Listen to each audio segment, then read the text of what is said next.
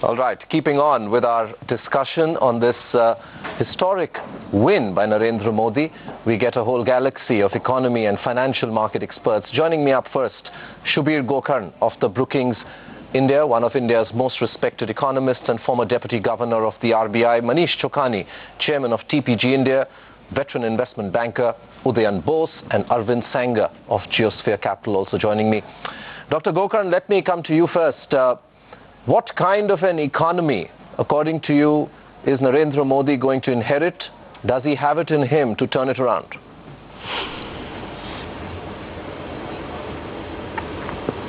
Well, he is going to inherit an economy that in many ways resembles the economy that the Congress government in 1991 inherited. The stress points are not the same. There are different pressures on the economy, all of which are contributing to the kind of performance we've seen over the last year or two. But the compulsion to act and act dramatically is extremely strong and completely comparable with 1991. In 1991, I think we were at a point when, unless the government took some extremely bold and dramatic decisions, the economy could have melted down. And I think we're in the same situation today. We need to have some extremely bold and dramatic action on a number of fronts, without which this sort of sluggishness and gradual sort of grinding down is quite likely. And all of the aspirations that have been raised in the last few years, particularly when you had high growth in the mid-2000s, all of those aspirations are going to be very quickly dashed. Now, I think the three stress points that I would prioritize as requiring the most immediate and urgent attention. One is food inflation. We've really got ourselves into a trap on the food front. Food inflation above 10% or close to 10% for 6-7 years at a stretch makes it very difficult to use monetary policy to stimulate growth, which is what we really need. We need interest rates to be lower, but the opportunity, the space to lower them is completely constrained by high food inflation. So very, very pointed focus on agriculture, on changing the incentive systems in agriculture so that the farmers are producing more of what consumers are consuming, which is the only way to actually bring food inflation down. There are, of course, other things that need to be done to support this. The second is infrastructure. We thought we had solved the infrastructure problem with the PPP framework. Clearly, our experience suggests that we did not. And this has left us with a whole series of projects that are incomplete, financially unviable, lots of money being put in, but they're not really adding to the productivity of the system. I think we need to fix that and fix that very quickly. It's going to require some the government to put in more money in some projects, change the nature of ownership and control in others. So there is a lot of fixing that's needed on the infrastructure front. I think that's priority number 2, immediate action needed. The third is employment. This is a huge, huge building problem, and there has been a lot of promise of this in the campaign. The number of people entering the job market, the number of jobs being created are completely disparate. There is no way that the business as usual model is going to accommodate the large numbers of people who are entering the job market. And we have to get focused on first equipping people to do the kinds of jobs that might arise. That's the skilling part, but also ensuring that the growth strategy, whatever it is going to actually veer itself, orient itself towards sectors that can create jobs for the kind of people that we have. This is going to be a huge challenge, but I think that's again something that the government needs to get started on. So in the 1991 reform Big Bang, we had industrial policy, trade policy, and financial sector reform as the pivots, the pillars of the reform strategy. This time around, I think we need to see food, employment, and infrastructure as the 3 key pillars. I think that's really the menu, the portfolio that the government has to get acting on extremely quickly. Manish, from whatever I've heard Dr. Gokarn say, it's not going to be a very easy task. Do you think somewhere the markets, while it's okay, there was a lot of hope built in about Narendra Modi coming, and today he's come in with a very strong majority. But do you think now it will step back and start actually looking at the real picture and the sentiment part is now played out? Do you think so? Yes, you've seen that in fact play out today, that there was the initial exuberant burst and then it slip back. And I suspect some of it is to do with the fact that we don't expect things to change so rapidly on the ground. The euphoria, of course, is that I think for the first time in 40 years, we've had a positive government being voted in, not based on some sympathy wave or something negative.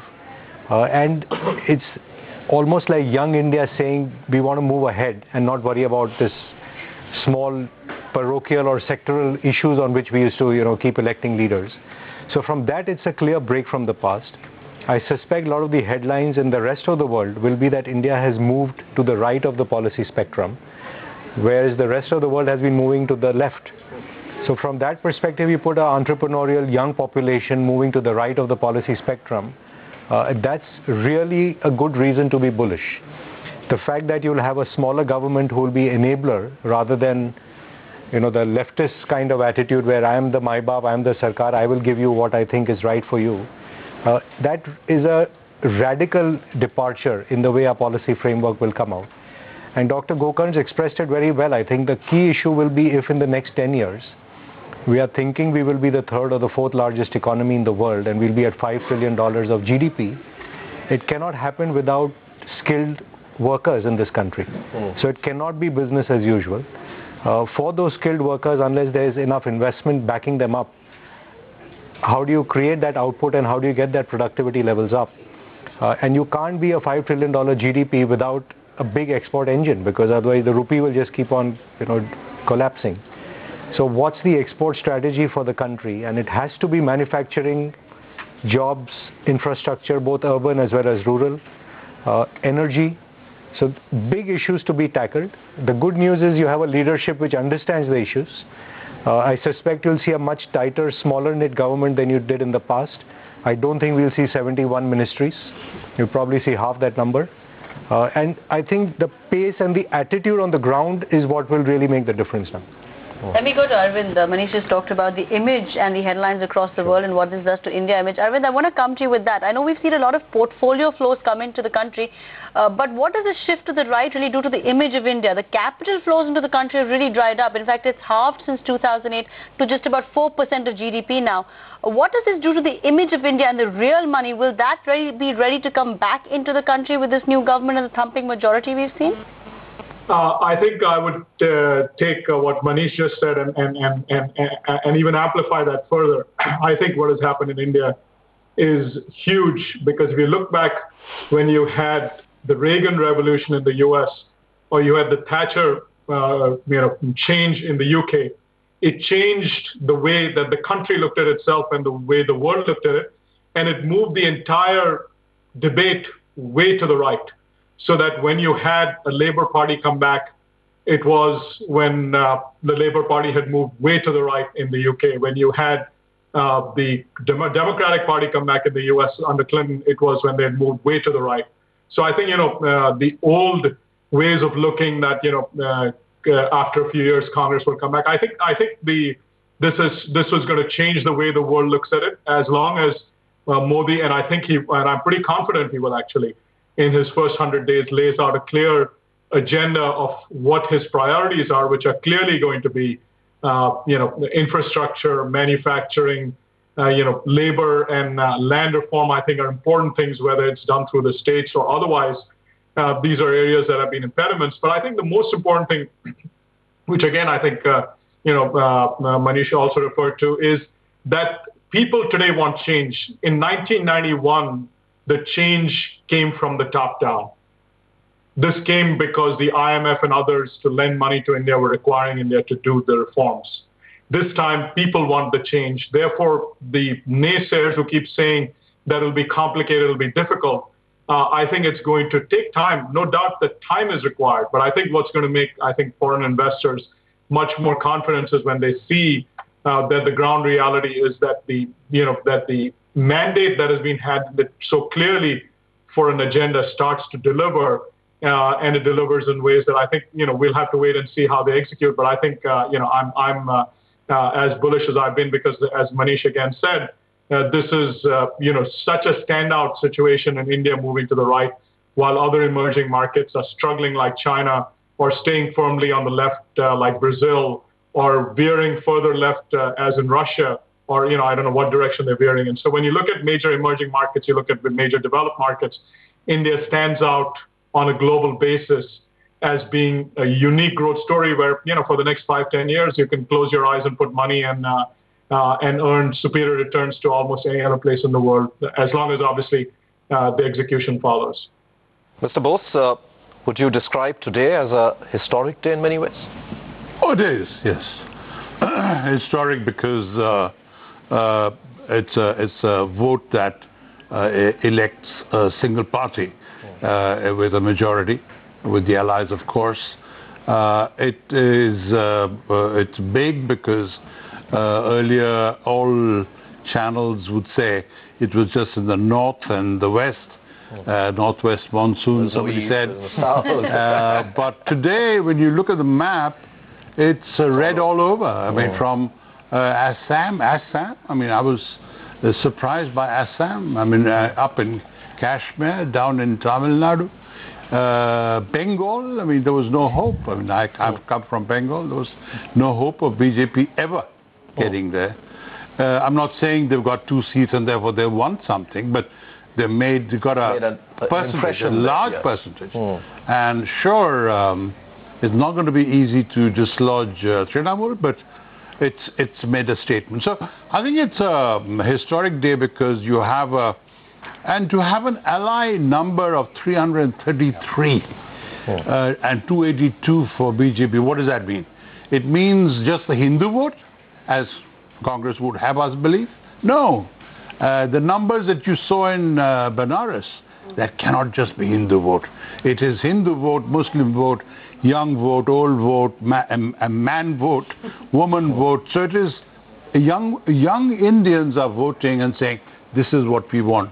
And I'm surprised that media didn't pick it up, because you went to Benares and you talked to the chap on the ghat and he said, I want development, because and some journalists would provoke saying, Aapko dar nahi lagta, communal dar nahi lagta? He said, bhuka pet ka dar bhi hai. So that somehow media didn't pick it up, that there were other aspirations of well-being. And I think that's what's been spoken. So it's historic, yes. It's historic because you now have a person with very practical feet on the ground. And I believe the next few days he'll have to form his cabinet, which is quite an exercise given some of the personalities involved. Then I think he needs to reassure the people that he's here for all the people, and then set up an agenda. He's a clever man, so he'll have to tackle food inflation first to show results, quick results, and something. He keeps on saying, "Achhe din aane wale hain." So achhe din aa gaye hain. So how does he? It has been a very big poll issue, isn't it? Inflation. But I think they'll have to start praying to the rain gods soon, given how the El Nino is panning out. I think the first step might have to be to pray to the rain gods.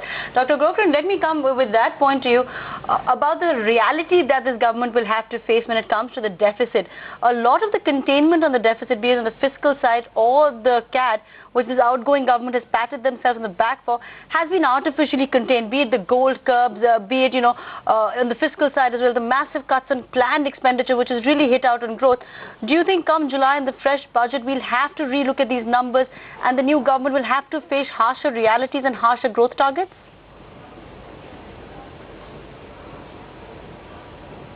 Well, I think we clearly have to articulate, or the new government has to clearly articulate a fiscal strategy. The great advantage of the majority that the government has got is that it can truly lay out a credible 5-year strategy for everything, which a government with a smaller majority or a sort of somewhat unstable coalition would not be able to do. So this is an opportunity, this is a window which they have to exploit, and not rush into or give into the temptation of trying to solve everything all at once. So from the fiscal perspective, we know there is trouble. We know that we are way off what we would consider desirable levels of deficit. And particularly, I think the more important issue is our composition of spending is horribly skewed towards the revenue side, the current expenditure side.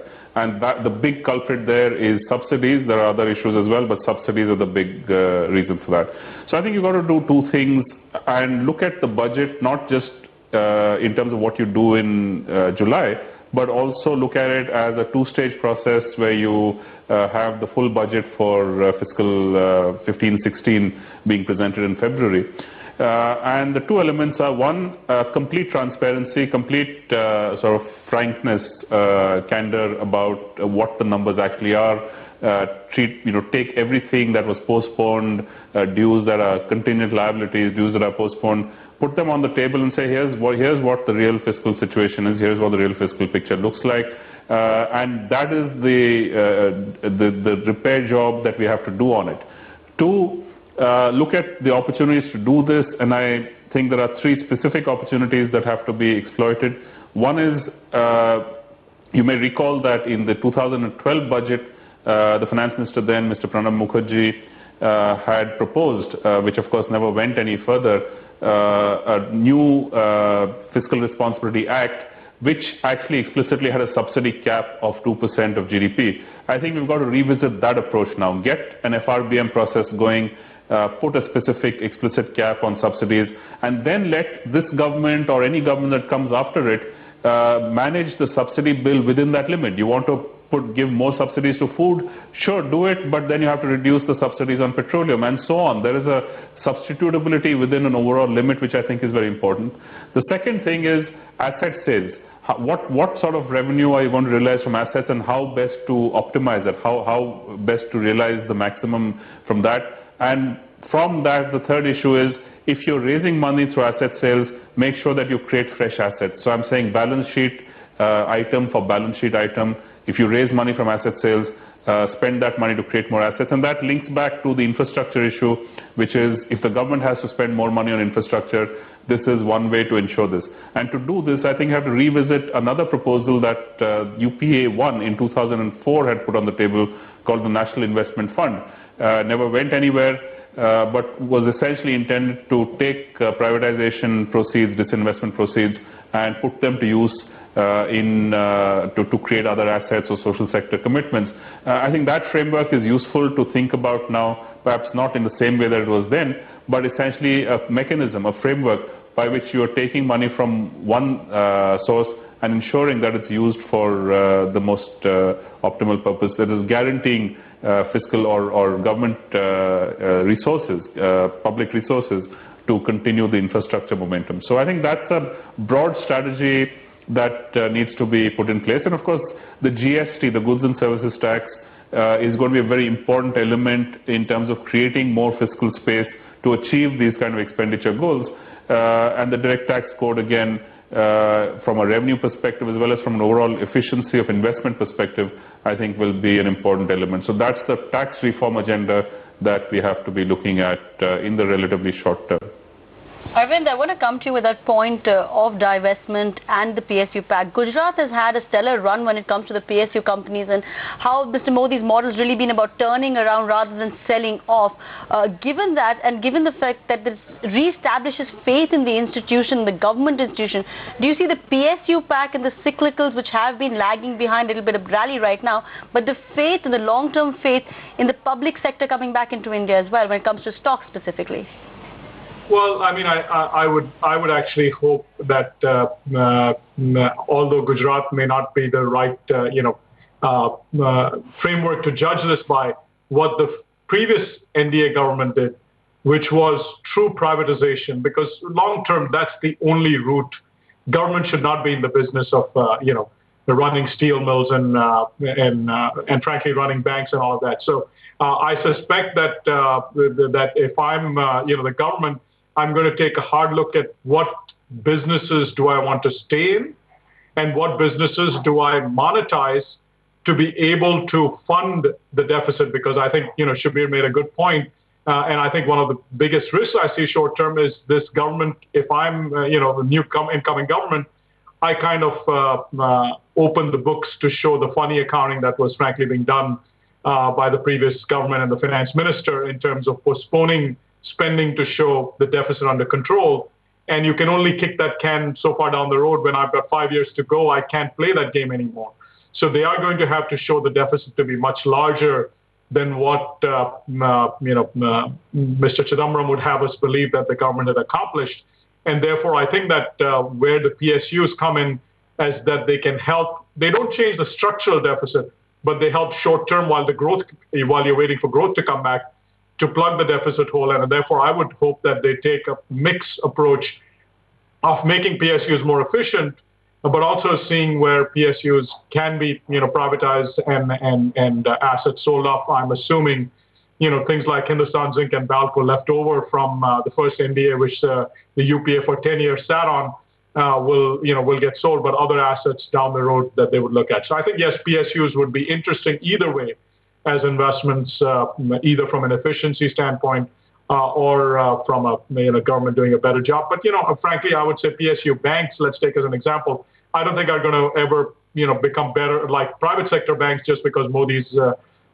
Modi is in power. But I think clearly, at least from a cyclical recovery, they could benefit from, the economy looking better 6-12 months out, and therefore the worst being behind them. But, there are sectors which have structural headwinds like Coal India, where you have to take on the unions. So there are sectors where to get real structural change, maybe this government is going to have to take, a much harder decisions about taking on unions, which frankly, again, using the Reagan and Thatcher analogy, is one of the, seminal moments of their leadership. So I don't know if public sector unions, which are part of reforming it, is taking them head on, is something Mr. Modi will do early, but at some point, if he wants to, tackle them, that will be an important part of the reform.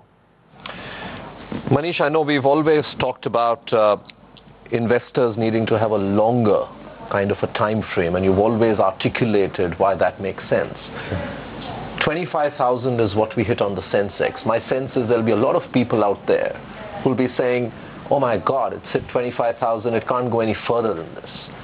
So while I'm not asking you for any targets, but what I want to understand is that, is there a significant upside? And I'm talking medium to long term. I'm not talking next 1 week, 2 weeks with you, but say 18 months to 24 months.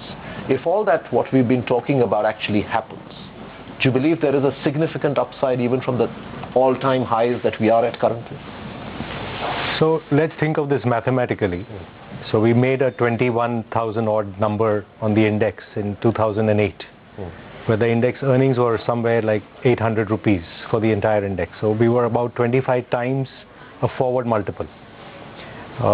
After 7 years, we've come back basically to the same index level, and earnings have compounded significantly, which means the multiple on the index itself is down to 15 times.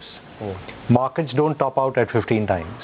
So the market multiple at this cycle inevitably will go north of 20 and maybe closer to 25 when we peak. Earnings in India coming off a low trajectory, and think of a lot of these cyclicals with operating leverage, automobiles, engineering, and so on. For just to take a small example on the side, automobiles was compounding 25% until 2 years ago. Last year they declined by 5%. So you know the rate of change which is possible. So let's just say, argument's sake, next 3 years we compound earnings and we can be up just in pure earning terms about 70%. And the index expands from a 15 times forward to say a 22 times forward. That's a doubling of the index in 3 years. So the all-time high is really mathematically an irrelevant number. It's like putting money in a fixed deposit. At the beginning of the year, your 100 will become 109 and then it will become 119. It doesn't mean you get scared and withdraw your fixed deposit. The nature of compounding is that there will always be a all-time high, and it has to keep getting broken on the upside. And what does he need to do to make sure that this mathematical analysis that you've done stays intact? So, well, Dr. Gokarn and Arvind both made the right points, I think, that we have to, if we are thinking we will be a number 3, number 4 economy in the world, you have to move away from a mentality of scarcity to a mentality of abundance. And what the RBI has rightly, hit the government with the last 2 or 3 governors, without exception, has been that you cannot expect monetary policy to deliver the goods if you continue to create supply-side issues. How do you create supply-side response in India is the government's problem. if you keep on sitting on assets like Arvind was saying, and you want to hold on to steel authority, and the person with the lowest cost of capital and the longest duration of capital that they can raise, being the government, abandons infrastructure and tries to get a private guy to come and fund it, it seems really bizarre to me. The government has to be initiating infrastructure projects, and after it's built, hand it over to the private sector to operate it. But how do you expect a private person to take the risk of land acquisition, delays in procedural approvals, and banks who have an asset liability mismatch because you don't have funding of that tenure in India? So clearly a lot of this has to move back on the government books, and it cannot unless you get rid of assets. There's $600 billion of PSU assets sitting on the government books. There's untold amount of land sitting on government books. Why should the government behave like a zamindar? You're there as an enabler, and like Mr. Modi keeps saying, we will not be Bharat Sarkar, we will be Bharat Sevak. If that really translates into a smaller government, which is here to create enablement for citizens, the whole landlord and Sarkar mentality should change. That kickstarts the whole cycle, in my view. Mr. Bose, you've worked with, advised a whole lot of CEOs in making deals. In many ways, Mr. Modi is perceived to have the approach of a CEO. What would be the 2 or 3 things you would tell him not to do? Not to do. Well, I was going to say, I thought apart from engaging in the conversation about changing the RBI governor, which he certainly shouldn't. I don't think that that was entirely a media speculation. I don't think it was ever there. When you started asking, I thought you were going to ask me because I dealt extensively with the NDA government on privatization. Yes, I remember that. Yes. And so I think privatization will come back. But you know, between Subir and Arvind and Manish, we talked a lot about what all can be done. The truth is, all that cannot be done in a certain space of time. And therefore, he'll have to choose target. One thing about him is he chooses what he can achieve. And therefore, he will choose carefully what he can achieve. To talk about divestment of steel, talk of a divestment of equity in banks, it's a holy cow. You allow the Congress to come back, as it were. But, you know, simple things like UTI is holding in Axis Bank. A government can't decide. UTI is holding in ITC. What's national importance about that? The government can't decide. So I think that will change. The government can decide now. And so I think there will be some such decisions. There will be privatization, as we have been taught privatization is, not the Mickey Mouse privatization that goes on now. So I think that will happen. I think policy guidelines will be cleared. I think capital formation will be a big target because capital hasn't been forming. Interest rates, one of the questions you asked is, how is all that, the capital market going to thrive? Interest rates have to come down. Now, how are you going to encourage Governor Rajan to drop the interest rates? Are we ready for it versus inflation? Those are happily not my tasks and Mr. Modi's. So there'll have to be a very good finance minister. There'll have to be a very good planning minister.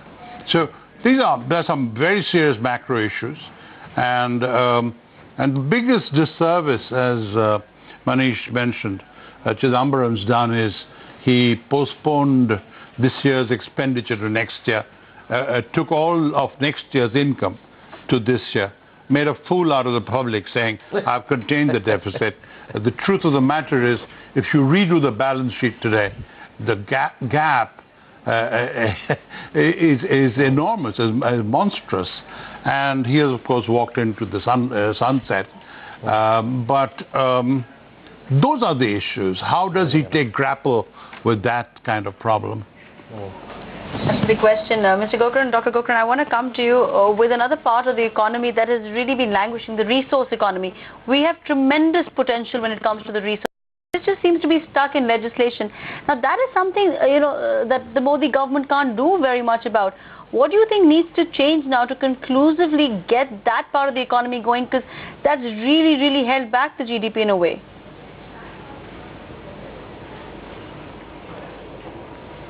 Yeah, well, not just growth, but also had a huge impact on the current account. In fact, the swing from less than 3% of GDP to almost 5% of GDP on the current account deficit in a 2-year period was largely the result of our stopping exports of iron ore and our starting imports of coal, both of which we have in abundance and have to be contributing to both our economic growth and to our balance of payments.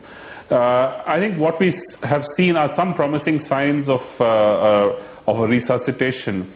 I was particularly struck by a proposal in the Karnataka context, where the state government is actually thinking of putting up, or perhaps it has already announced this, putting up a special purpose vehicle, a non-profit entity, a Section 25 company, which will take on the task of environmental management, of environmental conservation. So whatever mining is done, there is one entity which is mandated with the task of ensuring that the reforestation and the sort of replenishment, all of the activities that are needed to be done after you extract minerals from the ground, but which the mining companies earlier were not doing, that be done on a non-profit basis with a very, very tight governance framework, and also raising resources from mining concessions, from royalties and fees and so on. I think that's a very, very significant improvement or a step forward in terms of bringing the conservation agenda squarely into the mining industry and holding somebody very directly responsible for it, not relying on miners whose motivations may be somewhere else. If this is the way we move forward, I think we can come back to a situation where extraction and conservation can actually be balanced, and that brings us back into a competitive position vis-a-vis our mineral resources. On the coal front, although environmental issues went at the heart of the problem, it was the licensing, the process of licensing that was the stumbling block. I think we again have to go back to what is the right ownership structure for coal.